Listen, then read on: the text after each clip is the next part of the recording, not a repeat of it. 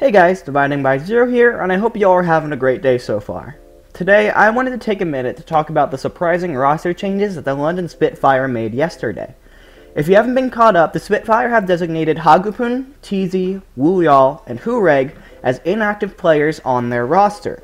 They will stay with the team until the end of the season, but they will no longer play in any games, nor will they be part of the team for Season 2.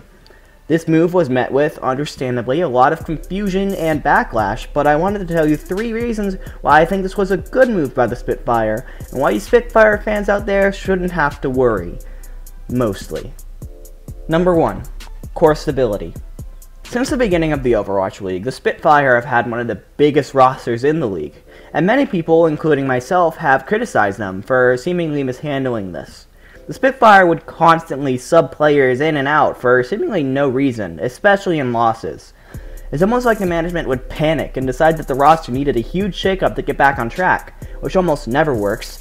And as teams began to catch up to London's mechanical level, especially in Stage 3, this was exploited more and more. In this move, London is committing to Prophet and Birdring as their DPS duo, Bedosin as their flex support, Fury as their flex tank, and Gesture as their main tank, though that last one was never really in question. London has finally decided on their starting lineup and wants to really commit to it, and I can respect them for that. Number 2. Ease of coaching. Remember when the Valiant sold Silk Thread to the Gladiators? The reason they gave for that move was that they saw more potential and agilities in Silk Thread as a player, and wanted to dedicate more coaching time to him to make him the best player he could be, instead of splitting time between the two. I think the Spitfire found themselves in a very similar situation. I think their original plan was to have a constantly fluctuating roster of 11 or 12 people that was always changing and equally as good with every change. In a perfect world, that would make them a nightmare to prepare for. However, it's hard to coach 11 or 12 players with the same capacity that other teams are coaching 6 or 7.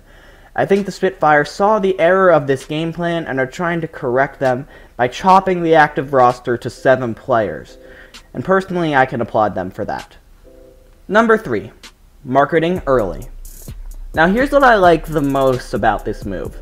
The Spitfire, in doing this, are essentially sending a signal to not only the current Overwatch League teams, but any other expansion teams coming in Season 2.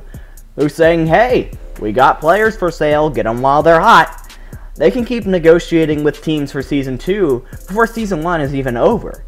By benching them, but keeping them under the Spitfire banner, London is doing a really good job of making sure their players have the best chance of getting on a team where they can succeed in the future, instead of just leaving out to dry like some other teams with some other players. Now, remember how I said Spitfire fans would mostly not have to worry? Here's my one major doubt about this team in their current state. They have almost no flexibility. Now look, here's what the Spitfire's current active roster looks like. As you can see, the only category with more than 2 players is support. You now know pretty much exactly which players the Spitfire are fielding with every match, which makes them so much easier to prepare for.